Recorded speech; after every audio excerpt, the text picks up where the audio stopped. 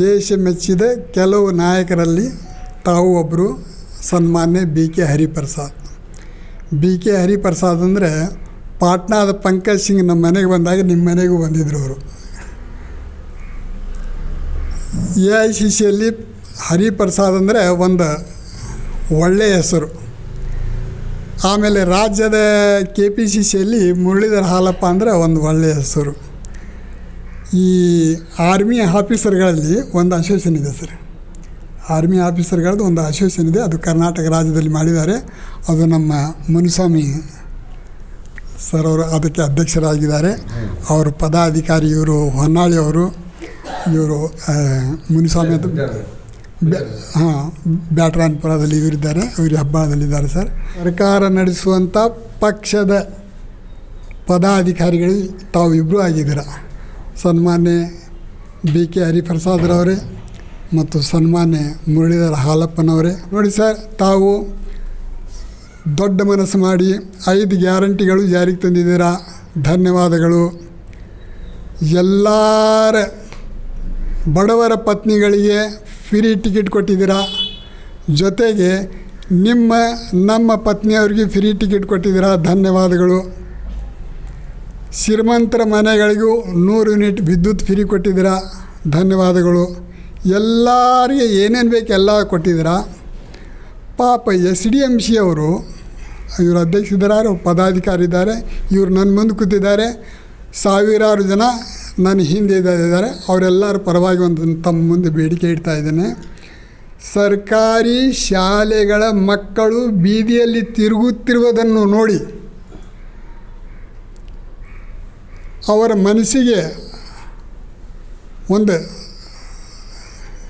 ನೋವಾಗಿ ಆ ಬೀದಿಯಲ್ಲಿ ತಿರುಗುವಂಥ ಮಕ್ಕಳಿಗೆ ತನ್ನಲ್ಲಿ ಇರುವಂಥ ಅನುದಾನ ಅಂತ ತನ್ನ ಮನೆಯಲ್ಲಿರುವಂಥ ಸ್ವಂತ ಖರ್ಚಿನಿಂದ ಅವರೇನು ಮಾಡ್ತಾಯಿದ್ದಾರೆ, ಇಂಥ ಶಿಕ್ಷಕರಿಗೆ ಸಹಾಯ ಮಾಡಿ ಆ ಮಕ್ಕಳಿಗೆ ವಿದ್ಯಾಭ್ಯಾಸ ಕೊಡ್ತಾ ಇದ್ದಾರೆ. ಅದು ಅವ್ರು ಮಾಡುತ್ತಿರೋ ಪಾಪನಾ ಅಂತ ನನ್ನೊಂದು ಪ್ರಶ್ನೆ. ಇಷ್ಟೆಲ್ಲ ನೀವು ಫ್ರೀ ಕೊಡ್ತಾ ಇದ್ದೀರಲ್ಲ, ಇವ್ರಿಗೆ ಯಾಕೆ ಕೊಡ್ತಾ ಇಲ್ಲ? ಒಂದು. ಎರಡನೇ ಪ್ರಶ್ನೆ, ದೇಶದ ಪ್ರತಿಯೊಬ್ಬ ಮಗುವಿಗೆ ಶಿಕ್ಷಣ ಕೊಡುವ ಜವಾಬ್ದಾರಿ ಯಾರ್ದು? ಎರಡನೇ ಪ್ರಶ್ನೆ. ನೀವು ಮಾಡುವ ಜವಾಬ್ದಾರಿ SDMC ಅವರು ಮಾಡ್ತಾ ಇರೋದು ಸರಿನೋ ತಪ್ಪೋ? ಅವ್ರು ಮಾಡ್ತಾಯಿದ್ರೆ ಅವ್ರಿಗೆ ಸಹಾಯ ಮಾಡಬೇಕೋ ಬೇಡವೋ? ಬೆಳಿಗ್ಗೆ ಸನ್ಮಾನ್ಯ ಮಧು ಬಂಗಾರಪ್ಪನವರಿಗೆ ಈ ಎಲ್ಲ ಜನ ಹೋಗಿ ಭೇಟಿ ಆಗಲು ಹೋದರೆ 2 ನಿಮಿಷ ಇವ್ರ ಮಾತು ಕೇಳದೆ ಅವ್ರು ಎಲ್ಲೇ ನಾನು ಅರ್ಜೆಂಟ್ ಹೋಗ್ಬೇಕಂತ ಅವ್ರು PA ಕಳಿಸಿದಾರಂತೆ. ಅದು ನೋಡಿ ನನಗೆ ತುಂಬ ನೋವಾಯ್ತು ಸರ್, ದಯಮಾಡಿ ಕ್ಷಮಿಸಬೇಕು ಇದಕ್ಕೆ. ಈ ಜನ ಅಲ್ಲಿಂದ ಇಲ್ಲಿವರೆಗೆ ನನ್ನ ಮನೆಗೆ ಬಂದಿದ್ದಾರೆ ಅಂದರೆ ಏನೋ ಒಂದು ಪರಿಹಾರ ಸಿಗಬಹುದು ಅಂತ ಆಸೆ ತಂದಿಟ್ಟಿದ್ದಾರೆ. ಆ ಆಸೆಗೆ ಈ ರಾಜ್ಯದ ಹುಲಿಗಳಾದ ನೀವು ಇಲಿಗಳಾಗಬಾರ್ದು. ಯಾಕಂದರೆ ನಾವು ನಿಮ್ಮನ್ನು ನಂಬಿದ್ದೇವೆ. ನಿಮ್ಮ ಬಗ್ಗೆ ನಮ್ಮಲ್ಲಿ ಇರುವ ಅಭಿಮಾನ ಅದು ಮುಗಿಲು ಮುಟ್ಟುತ್ತೆ. 24 hours ಯಾವುದೇ ಕ್ಷಣದಲ್ಲಿ ನೀವು ಕರೀರಿ, ನಾವು ಬರ್ತೇವೆ. ಅದಕ್ಕೆ ಸಾಕ್ಷಿ ಮುರಳೀಧರ ಹಾಲಪ್ಪನವರೇ, ಅದಕ್ಕೆ ಸಾಕ್ಷಿ ಮುರಳೀಧರ ಹಾಲಪ್ಪನವರೇ. ಯಾಕಂದರೆ ಇವ್ರದ್ದು ಒಂದು ಕಾರ್ಯಕ್ರಮ ಇತ್ತು, ನಾನು ಕಾರಲ್ಲಿ ಹೋಗಬೇಕಾಗಿತ್ತು. ಅವತ್ತು ಕಾರ್ ಇರದೇ ಇದ್ದರೂ ನಾನು ಯಾವ್ಯಾವ ಬಸ್ ಸಿಗುತ್ತೆ ಆ ಬಸ್ಗಳಿಗೆ ಹಿಡ್ಕೊಂಡು ಹೋಗಿ ಇವ್ರ ಕಾರ್ಯಕ್ರಮಕ್ಕೆ ಅಟೆಂಡ್ ಮಾಡಿದೆ. ಅದು ನಮ್ಮ ಅಭಿಮಾನ ಅಲ್ಲವೇ? ನಾವು ಬಂದಿದ್ದು ಅಭಿಮಾನ ಅಲ್ವಾ ನಿಮಗೆ? ಹಾಂ, ತುಮಕೂರದ ಒಂದು ಹಳ್ಳಿ, ಅದು ತುಮಕೂರು ಅಲ್ಲ ಹಳ್ಳಿ. ಎಷ್ಟೋ ಆಟೋ ಬದಲು ಮಾಡಿ ಏನೇನು ಮಾಡಿ ಬರಬೇಕಾಯ್ತಲ್ಲಿ. ಅದು ನನ್ನ ಜೊತೆ ಗುಲ್ಬರ್ಗಾದ ಒಂದು ಲೇಡೀಸ್ ಇದ್ದರು. ಅವ್ರು ನಿಮ್ಮದೇ ಕಾಂಗ್ರೆಸ್ ಪಕ್ಷದ ಪದಾಧಿಕಾರಿಗಳವರು, ಪರ್ವೀನ್ ನಾಡಗೌಡ ಅಂತ. ನಾವು ನಿಮ್ಮ ಮೇಲೆ ಇಟ್ಟ ಅಭಿಮಾನಕ್ಕೆ ಈ ಜನ ಹೀಗೆ ಬೀದಿಯಲ್ಲಿ ತಿರುಗ್ತಾ ಇದ್ದರೆ ಅದು ನಿಮ್ಮ ಸರ್ಕಾರಕ್ಕೆ ಒಳ್ಳೆಯದು ಅಥವಾ ಕೆಟ್ಟದ್ದು? ಇವ್ರು ಹಿಂಗೆ ಬೀದಿಯಲ್ಲಿ ತಿರುಗಬೇಕಾ? ಇವ್ರಿಗೆ ನೀವು ತಿರುಗಾಕಿ ಬಿಡಬೇಕಾ? ಅದು ವಿಶೇಷವಾಗಿ ಮಧು ಬಂಗಾರಪ್ಪನವ್ರ ಜಿಲ್ಲೆಯವರು, ಅವ್ರ ಜಿಲ್ಲೆಯವರಿಗೆ ಅವರು ಸಮಯ ಕೊಡದಿದ್ದರೆ ಇನ್ಯಾರಿಗೆ ಸಮಯ ಕೊಡ್ತಾರೆ?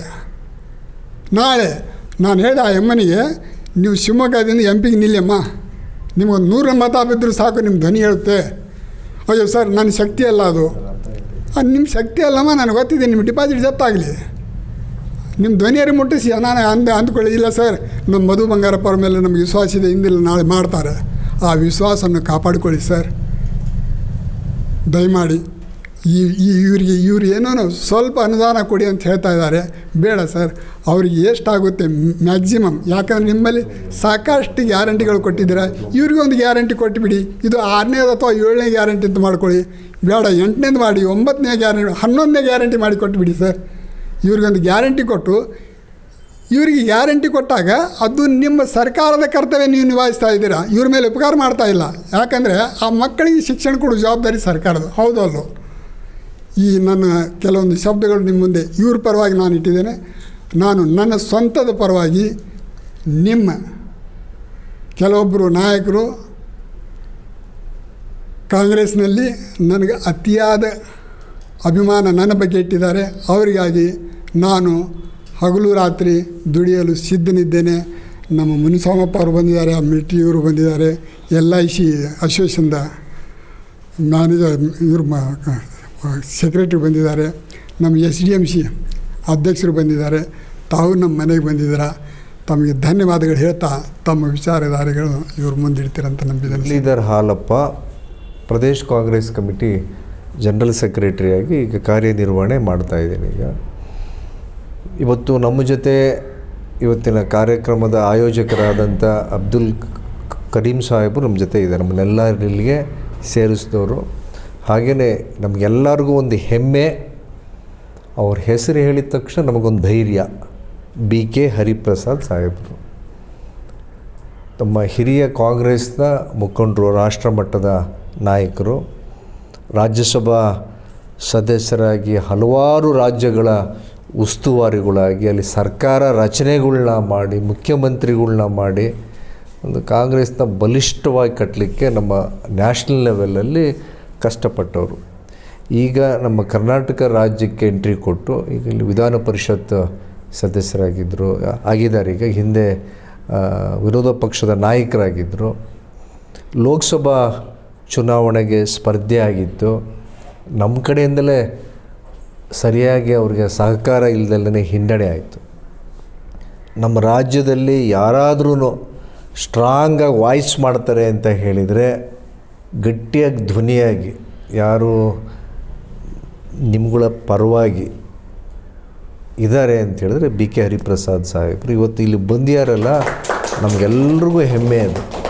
ಆ ದಕ್ಷತೆ, ಆ ಸಾಮರ್ಥ್ಯ. ಈಗ ಹೇಗಾಗುತ್ತೆ, ಅಸೂಯೆಗೆ ಹೊಟ್ಟೆ ಕಿಚ್ಚಿಗೆ ಅದಕ್ಕೆ ಔಷಧಿ ಇಲ್ಲ. ಅದಕ್ಕೆ ಇವ್ರುಗಳ್ನ ಟಾರ್ಗೆಟ್ ಮಾಡಿಕೊಂಡು ಬೇರೆ ಯಾರನ್ನೂ ಮಾಡೋಕ್ಕಾಗೋದಿಲ್ಲ. ಅಲ್ಲಿ ಇವತ್ತಲ್ಲ ನಾಳೆ ಚಕ್ರ ತಿರುಗ್ತಲೇ ಇರುತ್ತೆ, ಕಾಲಚಕ್ರ.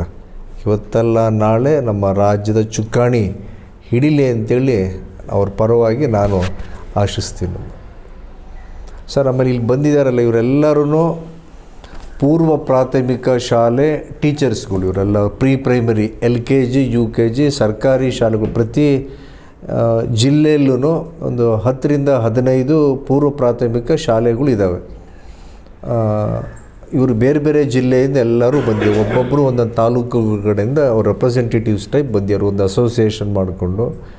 ಇವ್ರ ಸಮಸ್ಯೆಗಳು ಪ್ರತಿ ವರ್ಷ ಒಂದು ಅನುದಾನ ಇವರಿಗೆ ಮೀಸಲಾಗಿರುತ್ತೆ, ಅದು ಸರಿಯಾಗಿ ಬರ್ತಾಯಿಲ್ಲ.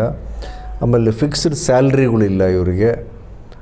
ಎಲ್ಲದು SDMC ಮೇಲೆ ಇವರು ಡಿಪೆಂಡ್ ಆಗಬೇಕು, ಇಲ್ಲ CPI office commission of public instructions ಮೇಲೆ ಡಿಪೆಂಡ್ ಆಗಬೇಕು.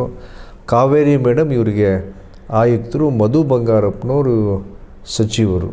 ಯಾರಾದರೂ ಒಬ್ಬರು ಸಾಹೇಬ್ರಿಗೆ ಒಂದು ಬ್ರೀಫಾಗಿ ಒಂದೇ ನಿಮಿಷದಲ್ಲಿ ನಿಮ್ದು ಏನು ಸಮಸ್ಯೆ ಅಂತ ಹೇಳಿದರೆ ಅದಕ್ಕೆ ಪರಿಹಾರ ಕಂಡುಕೊಳ್ಳೋಕೆ ಒಂದು ಪ್ರಾಮಾಣಿಕವಾದಂಥ ಪ್ರಯತ್ನನ ಮಾಡ್ತಾರೆ.